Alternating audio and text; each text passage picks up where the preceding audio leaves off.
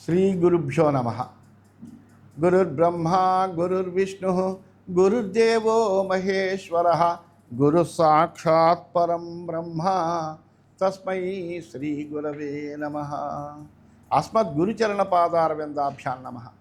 నిన్నటి మన మహాభారత ప్రస్థానంలో ఆ పాండవులని గంధర్వులు అర్జునుడి యొక్క కోరిక మీద వదిలిపెట్టారు.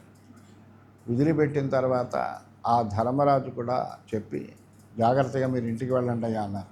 ఆ గంధర్వులు దేవలోకానికి వెళ్ళిపోయారు. ఈ కౌరవులు తిరిగి ధర్మరాజుకు నమస్కరించినటువంటి వాళ్ళందరూ ధర్మరాజు యొక్క అనుజ్ఞ తీసుకుని తిరిగి తమ హస్తినపురానికి బయలుదేరి వెళ్తున్నారు. వెళుతూ మార్గ మధ్యంలో కాస్త మంచి విశ్రాంతికి అనుకూలమైనటువంటి స్థలంలో, రమణీయమైనటువంటి ప్రదేశంలో ఒక విడిది చేశారు, ఆగారు. ఆ సైనికులందరూ కూడా వాటికి ఆ గుర్రాలని వాటిని కావలసిన ఆహారాధికాలు ఇస్తూ వాళ్ళందరూ అలా ఉంటే అప్పుడు రాధేయుడు వచ్చి దుర్యోధనుడితో చెప్పాడు, అదృష్టవశాంతో మళ్ళీ కలిసాం, మనం మళ్ళీ కలుస్తాము అని కూడా నేను అనుకోలేదు. నువ్వు చాలా గంధర్వులతో చాలా అద్భుతంగా యుద్ధం చేసావయ్యా అంటూ దుర్యోధనుడిని ప్రశంసిస్తూ మాట్లాడుతూ ఉంటే అప్పుడు దుర్యోధనుడు చెప్పాడు, రాధయ్య నీకు అసలు విషయం తెలుసో తెలియదో, మేము యుద్ధం చేసాం, బాగానే చేసాం, కానీ ఆ గంధర్వుల చేతిలో మేము ఓడిపోయాం, వాళ్ళ చేత బందీలుగా తీసుకెళ్ళబడ్డాం. అప్పుడు మా సేనానాయకులు వెళ్ళి అమాత్యులను ధర్మరాజును ప్రార్థిస్తే ధర్మరాజు యొక్క ఆదేశంతో భీమార్జునుల సేవదేవులు వచ్చి గంధర్వులతో యుద్ధం చేసి అప్పుడు మమ్మల్ని విడిపించడం అనేటువంటి జరిగిందయ్యా అని ఆ దుర్యోధనుడు జరిగిన వృత్తాంతం అంతా యథాతథంగా కర్ణుడికి విశదీకరిస్తూ చెబుతున్నాడు అన్నమాట. ఆ చిత్రసేనుడు కలిశాడు, ఆ అర్జునుడిని చూశాడు, వాళ్ళిద్దరూ కలిసి అప్పుడు వాళ్ళ పూర్వ మైత్రినంతా చెప్పుకుని ఇద్దరికి కుశల ప్రశ్నలు వేసుకున్నారు. అప్పుడు ఆ చిత్రసేనుడితోటి చిత్రసేనం సమాగమ్య ప్రహసన్నర్జునస్తదా ఇదం వచనం అక్లీబం అబ్రవీత్ పరవీర. శత్రు సంహారకుడైన అర్జునుడు చిత్రసేనుడి సమీప నవ్వుతూ ఇలా గంభీరంగా పలికాడు, భ్రాతృ నరసి మే వీరా మోక్తం గంధర్వసత్తమా నర దర్శనాహి మే జీవమానేషు పాండుషు. వీరా, ఈ మా సోదరుని విడిపించాలి, నువ్వు పాండవులు బతికొండగా వీరిని పరాభవించడం అనేటువంటిది తగదు అని చెప్పాడు. ఏవముక్తస్తు గంధర్వ పాండవేన మహాత్మనా ఉవాచ యత్కర్ణవయం మంత్రయంతో వినిర్గతా ద్రష్టారస్మ సుఖాద్దీనాన్ సదారాన్ పాండవానితి. ఆ మహాత్ముడైన అర్జునుడు అలా అనగానే చిత్రసేనుడు మన ఘోషయాత్రలోని మంత్రాంగాన్ని అంతటిని కూడా చెప్పాడు. సుఖహీనులే ఉన్న ద్రౌపదిని పాండవులను చూడడం కోసం మనం బయలుదేరినట్టుగా కూడా చెప్పేశాడు. తస్మిన్ ఉచ్చార్యమాణేతు గంధర్వేణ వచస్తదా భూమిర్వివరమన్వైచ్ఛం ప్రవేశం ప్రేడయాన్విత. ఆ చిత్రసేనుడు ఆ మాట చెబుతుంటే విని నేను చాలా సిగ్గుపడి భూమిలో కూరుకుపోవాలనుకున్నాను. నా బ్రతుకు ఇంకా వ్యర్థం అనిపించింది. ఎందుకంటే జరిగినటువంటి దుశ్చర్య అంతా చెప్పబడిపోతుంది. యుధిష్ఠిరం అధాగమ్య గంధర్వాస పాండవై అస్మద్దుర్మంత్రితం తస్మై బద్ధాంశ్చాస్మాన్యవేదయన్. అప్పుడు ఆ గంధర్వులు పాండవులతో పాటు ధర్మరాజు దగ్గరకు కూడా వచ్చి మన దురాలోచనలంతా చెప్పి బందీలమైనటువంటి మమ్మల్ని ఆయనకు అప్పగించారు. స్త్రీ సమక్షం అహం దీన బద్ధ శత్రువశంగత యుధిష్ఠిరస్యోపహృత కిన్ను దుఃఖమతపరం. ఏం చెప్పమంటావయ్యా, నా యొక్క బాధప్పుడు నేను చాలా దీనుడిలా ఉన్నాను, బంధింపబడి ఉన్నాను, శత్రువులకి అధీనుడై ఉన్నాను, స్త్రీల సమక్షంలో ధర్మరాజుకి అప్పగించబడ్డాను. ఎంతకంటే ఏం కావాలి నా కర్మకి? ఇంతకన్నా అసలు బాధాకరమైనటువంటి విషయం ఇంకోటి ఏమన్నా ఉంటుందా అలాంటి వాడికి? ఏమే నిరాకృత నిత్యం రిపుర్యేషామహం సదా తైర్మోక్షితోహం దుర్బుద్ధి దత్తం తైరేవ జీవితం. నేను చాలా దుర్మతిని, పాండవులను ఎప్పుడు తిరస్కరించేటువంటి వాడిని, వాళ్ళకి నిత్య శత్రువును. అయితే వాళ్ళే ఇప్పుడు నన్ను విడిపించారు, వాళ్ళే నాకు ఇప్పుడు ఇచ్చారు ఈ బ్రతుకు వాళ్ళ దయ వలన కలిగింది నాకు. ఇక్కడ ప్రాప్తస్యాం యజ్ఞహం వీరా వధం తస్మిన్ మహారణే శ్రేయస్తద్భవితామహ్యం నైవం భూతస్య జీవితం. ఆ మహాయుద్ధంలో నేను చచ్చిపోయినా కానీ చాలా ఆనందించి ఉండేవాడిని, ఇంతకన్నా బాగుండేది. ఎందుకంటే ఇప్పుడు ఈ చచ్చి బతుకుతున్నటువంటి నా బ్రతుకు చావుతో సమానం. ఈ విధంగా బతకడం అనేటువంటిది నాకు మేలు కాదయ్యా. భవేద్యశ పృథివ్యాం మే ఖ్యాతం గంధర్వతో వధాత్ ప్రాప్తాశ్చ పుణ్యలోకాస్యు మహేంద్ర సదనే అక్షయా. ఆ గంధర్వుల చేతిలో చచ్చి ఉంటే కనుక లోకంలో కీర్తి లభించేది. గంధర్వులతో దెబ్బలాడుతూ దుర్యోధనుడు చచ్చిపోయాడు అని ఒక కీర్తి అనే మిగిలేదు.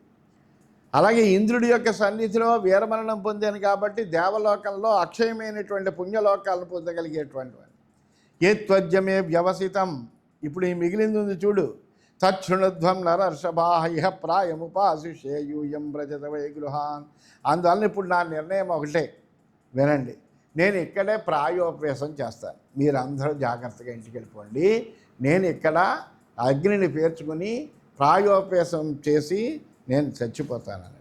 భ్రాతరస్తే మే సర్వే యాంత్వజ్య స్వపురం ప్రతి కర్ణ ప్రభృతేస్తే వాసుహృదో బాంధవాస్తే దుశ్శాసనం పురస్కృత్య ప్రయాంత్వజ్యపురం ప్రతి. నా సోదరులందరూ నగరానికి వెళ్ళిపోండి. కర్ణుడు మొదలైన మిత్రులు బంధువులు దుశ్శాసన నేతృత్వంలో నగరానికి వెళ్ళిపోండి. నహ్యహం సంప్రయాస్యామి పురం శత్రునిరాకృత శత్రుమానాపహో భూత్వా సుహృదం మానకృతధ. ఎప్పటి వరకు శత్రువులను పరాభవించి మిత్రుల్ని సత్కరించినటువంటి నేను శత్రువుల చేత పరాభవాన్ని పొంది నగరానికి రాలేనయ్యా, నా వల్ల కాదు. సుహృచ్చోకదో జాత శత్రువునాం హర్షవర్ధన వారణాహ్వయం ఆసాధ్య కిం వక్ష్యామి జనాధిపం. అటువంటి నేను మిత్రులకు శోకాన్ని శత్రువులకు హర్షాన్ని కలిగిస్తూ హస్తినాపురానికి వచ్చి మహారాజు ఏం చెప్పగలనయ్యా. భీష్మద్రోణౌ కృపద్రౌణి విదుర సంజయ సదా బాహ్లీక సౌమదత్తిశ్చ ఏ చాన్యే వృద్ధ సమ్మతా బ్రాహ్మణ శ్రేణి ముఖ్యాశ్చ తథోదాసీనా వృత్తయః కిం మాం వక్ష్యంతి కించాపి ప్రతివక్ష్యామి తానహం. అక్కడ భీష్ముడు, ద్రోణుడు, కృపుడు, అశ్వత్థామ, విదురుడు, సంజయుడు, బాహ్లీకుడు, భూరిశ్రవుడు మొదలైనటువంటి పెద్దలు, బ్రాహ్మణులు, ప్రముఖ వైశ్యులు, తటస్థులైన ప్రజలు నాతో ఏమంటారయ్యా? వాళ్ళకి నేను ఏం సమాధానం చెప్పను? మా ధర్మరాజు రక్షించాడని చెప్తారు వాళ్ళందరూ. రిపూణాం శిరసి స్థిత్వా తథా విక్రమ్య చోరసి ఆత్మదోషాత్ పరిభ్రష్ట కథం వక్ష్యామి తానహం. పరాక్రమంతో శత్రువుల మస్తకాలపై గుండెలపై నిలవగలిగినటువంటి నేను స్వయంకృతమైనటువంటి అపరాధంలో భ్రష్టుడనయ్యి శత్రువుల చేత పరాభింపబడినటువంటి వాడినై నేను ఎలా చెప్పగలనయ్యా ఇలా భ్రష్టుడైపోయినని. దుర్వినీతా శ్రియం ప్రాప్య విద్యామైశ్వర్యమేవ చ తిష్టంతి నచరం భద్రే యదాహం మదగర్విత. మదగర్వితులైన నా వంటి దుర్మార్గులు సంపదను, విద్యను, అధికారాన్ని పొంది కూడా చిరకాలం ఆ స్వప్రతిష్టలో నిలవలేరయ్యా. లేకపోతే నాకెందుకు? వాళ్ళు అక్కడ వనవాసం చేసుకుంటూ ఉంటే వాళ్ళని చూడాలి, అక్కడ ఏదో రాక్షసానందం పొందాలి, వాళ్ళ బాధపడుతూ చూస్తుంటే మరొక ఆనందం ఉంటుంది అని అనుకుంటూ మీ మాటలు విని నేను అక్కడికి బయలుదేరడం ఏమిటి?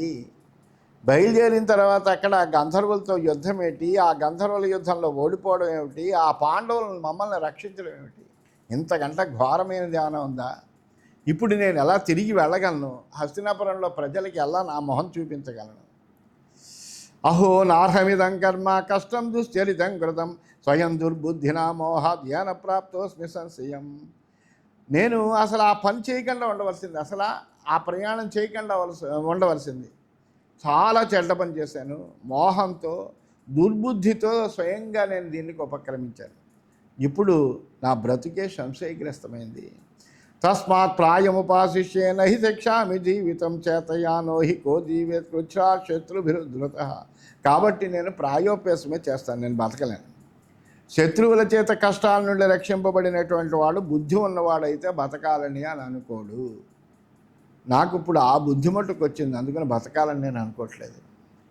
శత్రుభిశ్చావహసిత మానీ పౌరుషవర్జిత పాండవైర్విక్రమాఢ్యైశ్చ సావమానమవేక్షిత. శత్రువులు నన్ను పరిహసించారు, నేను అభిమానధనుణ్ణి, కానీ ఇప్పుడు పౌరుషహీనుణ్ణి అయ్యాను. నేను పరాక్రమ సంపన్నులైన పాండవులు నన్ను చాలా హేళనగా చూశారు. ఇంతకంటా నాకేముందయ్యా అవమానం. ఏవం చింతా పరిగత దుస్సాసనమధాబ్రవీద్ దుస్సాసనం నిబోధేదం వచనం మమ భారత. ఈ రీతిగా ఆలోచించినటువంటి వాడై దుశ్శాసనతోటి ఈ విధంగా అన్నట్ట, దుశ్శాసన నా మాటను కాస్త అర్థం చేసుకో, నువ్వు వీళ్ళందరినీ తీసుకుని వెళ్ళవయ్యా, నా గురించి చూడకు అని చెప్పాడు. ప్రతీచ్ఛత్వం మయా దత్తం అభిషేకం నృపోభవ ప్రసాది పృథివీం స్వీతాం కర్ణ సౌబల పాలితాం. నేను నిన్ను ఇప్పుడు అభిషేకించేస్తున్నాను. అంగీకరించు, నువ్వే రాజు. ఇంకా కర్ణశకుల సహకారంతో ఈ విశాలమైనటువంటి రాజ్యాన్ని పరిపాలించు, నేను ప్రాయోపేసం చేస్తున్నాను, నా తర్వాత పెద్దవాడవు నువ్వే కాబట్టి నువ్వే ఈ రాజ్యాన్ని పరిపాలించు అన్నాడు దుశ్శాసనుడు. భ్రాతృన్ పాలయ విశ్రబ్ధం మరుతో వృత్రహాయధా బాంధవాశ్చోపజీవంతు దేవాయవ శతకృతం. దేవతలను దేవేంద్రుడు పరిపాలించినట్టుగా నీ సోదరులను నమ్మకంగా పరిపాలించు.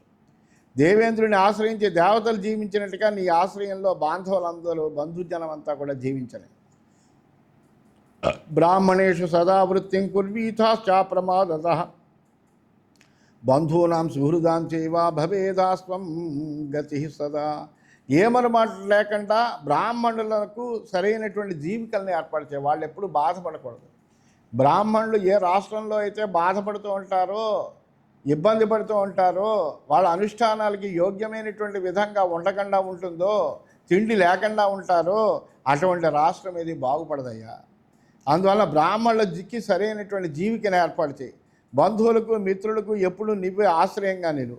జ్ఞాతీశ్చాప్య అనుపశ్యేత విష్ణుర్దేవగణాన్ యథా గురవ పాలనీయాస్తే గచ్చపాలయ మేదినీం నందయన్ సుహృద సర్వాన్ శాస్త్రవాంశాభవర్ అవభర్ష్యన్ కంఠే చైనం పరిష్వజ్య గమ్యతామిచ్చువాచ. విష్ణువు దేవగణాలను రక్షించినట్టుగా జాతుల్ని జాగ్రత్తగా చూసుకో. గురువుల్ని కాపాడుతూ ఉండు, మిత్రుల్ని ఆనందింపు చేస్తూ ఉండు, సర్వశత్రువులను అణచివేస్తూ రాజ్య పరిపాలన చేసుకో. ఇలా పలికి దుశ్శాసనుడిని కౌగిలించుకున్నట్టు ఒకసారి, ఇంక వెళ్ళు నాయన అన్నట్ట. తస్య తద్వచనం శ్రుత్వా దీనో దుస్సాసనో బ్రవీత్. ఆ మాటలు విన్నాడు దుశ్శాసనుడు. ఇదేమిటి ఎంత దీనంగా మాట్లాడుతున్నాడు ఈ దుర్యోధనుడు అని అనుకున్నటువంటి వాడే అతని మాటలకి దుశ్శాసనుడు పాపం దీనుడైపోయాడు. అయిపోయి దుఃఖం కలిగినటువంటి వాడై అశ్రుకంఠుడై అశ్రుకంఠ సుదుఃఖార్థ ప్రాంజలి ప్రణిపత్యచ. కళలో నీళ్లు తిరిగేట. అలా దుర్యోధనుడిని ఎప్పుడు చూడలే పాపం. సుదుఃఖార్థ చాలా దుఃఖంతో కలిగినటువంటి వాడే ప్రాంజలికి నమస్కారం చేస్తూ ప్రణిపత్యచ. స గద్గదమిదం వాక్యం భ్రాతరం జ్యేష్ఠమాత్మన ప్రసీదేత్యపతద్భూమౌ దూయమానేన చేతస. ఒక్కసారిగా గద్గదమైపోయిన కంఠమంతా కూడా, కంఠస్తంభిత బాష్పవృత్తి అన్నట్టుగా ఆ కంఠము ఆ కన్నీరు చేత గద్గదమైపోయిందిట. ఏమి మాట్లాడలేకపోతున్నట్ట.